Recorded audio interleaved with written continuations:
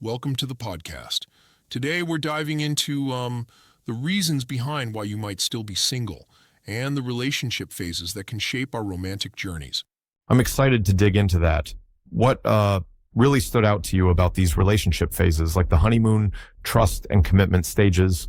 Well, it's fascinating how the article outlines that initial limerence, the honeymoon stage, brims with intense infatuation, right? Your Yep. body's like releasing oxytocin and dopamine, which creates that constant high. And that's, I guess, the fun part of dating, being swept away by chemistry. But once reality hits, it moves into that trust phase, isn't it? Exactly. During the trust stage, it's all about knowing that your partner has your back. It's when you start hmm feeling that mutual benefit in actions instead of just the initial spark. And then comes the commitment stage, which really tests the relationship once things get a bit rocky. Right. Commitment means that both see this as a lifelong journey, not just a fling until someone better comes along. It's like deciding Yeah. we're in this for the ups and downs. Speaking of ups and downs, what do you think are some key reasons people remain single despite wanting a relationship? Well, there are several. One big factor mentioned is that many people don't really make dating a priority in their busy Yep. lives. They're caught up in, like, work or other interests, leaving little time to actively meet someone. And it's interesting the article talks about how dating apps, with all their endless options, might actually make it worse. Is that what you got from it? Absolutely. It seems having too many choices can foster this mindset that there's always someone better, so commitment becomes harder to grasp. You might just be hmm surviving in a sea of options without really investing in any one connection. That's a really insightful point. And what about fear? It seems like fear plays a huge role too. Yes, fear is huge. Whether it's fear of rejection, being hurt again, or even ghosting, a lot of us can get paralyzed. It's like, you know that taking that emotional leap means vulnerability, which can be terrifying. And hmm sometimes previous bad experiences build up these walls. Here's a thought though. Isn't it also about learning the necessary skills for nurturing a relationship? Spot on. For many, there's often a lack of emotional and communication skills, which are crucial if you haven't had positive relationship models growing up. It's like, if you never saw healthy relationships, Right. how do you know what a good one feels like? Exactly. And that's where self-awareness comes in. It seems that developing emotional intelligence and relationship skills can really tip the scales towards success. Yes, and the article even points out that therapy can be a game changer for unhealed past traumas. It can really help break down those defensive barriers. hmm Not everyone is ready to, let go of the past until they work through it. And what about meeting the right person? I mean, a lot of people say, I haven't met the right person yet. Is there more to that? Definitely, the article suggests this might also be about how and where you meet people.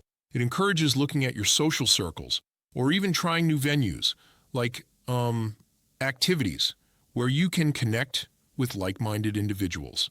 So you're saying that a proactive approach in altering your environment could lead to better outcomes? Precisely, it's like if you're always going to the same spots, you're going to meet the same type of people. Sometimes you have to change your scenery and adjust your expectations a bit. Think of it as mixing up the ingredients hmm to create a new recipe. I'm loving that analogy. But what about the really tricky scenario where one might have no clear standards at all? That's a compelling one. Having no standards can be tricky because while being open is a virtue, it can also lead to settling for relationships that might not be beneficial in the long run. It's about finding Right. a balance between keeping an open mind and maintaining healthy boundaries. And how do we distinguish between safe behaviors and unsafe ones in relationships? Well, the article lays out clear criteria for that. For instance, safe behavior includes treating your partner as an equal, respecting their boundaries, being consistent, and showing genuine empathy, whereas Yeah. unsafe behavior is the opposite, being unpredictable, not respecting a no, and often putting your own needs before theirs without any accountability. Sometimes I wonder, though, can you really always tell who's safe early on?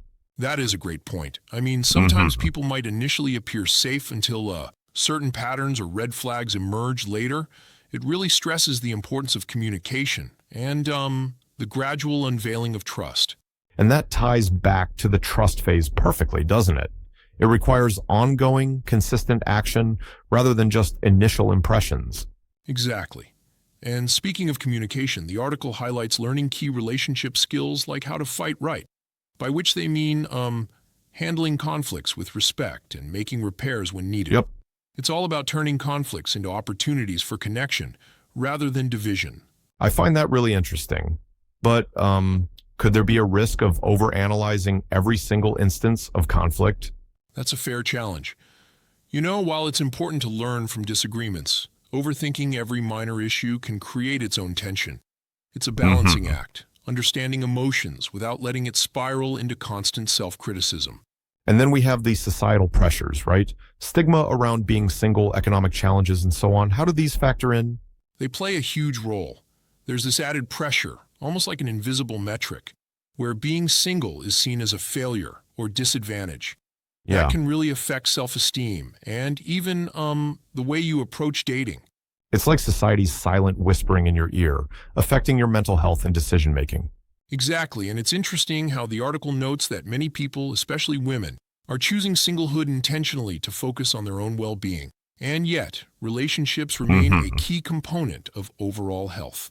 So, even if someone chooses to be single for a time, there's still the underlying benefit of connecting with others and not isolating oneself entirely.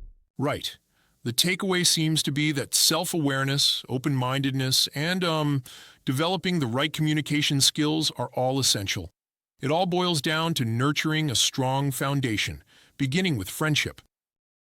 Yep, and I love that the conversation also touches upon personal transformation. It's not just about meeting someone, it's about growing into the best partner you can be.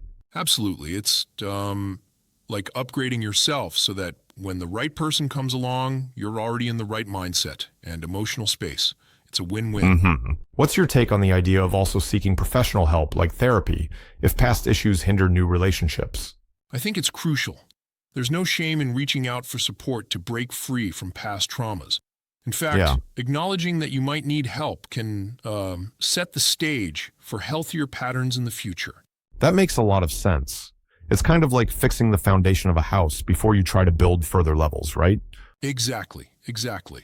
And while some might argue that self-improvement should be self-driven, sometimes a therapist can provide the tools and perspective you wouldn't have otherwise. Before we wrap up, any final thoughts on the core tips discussed in the article?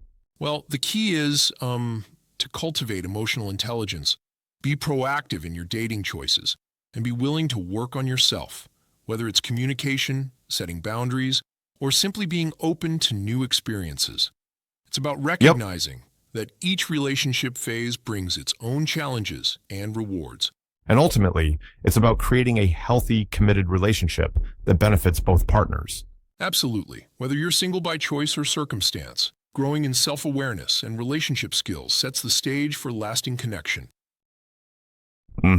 Thanks for that deep dive. It's been really insightful discussing the dynamics of love and connection. Thanks for joining in, and here's to continuing the journey toward healthy, fulfilling relationships, even if it means sometimes being single for a while. Yeah, cheers to that.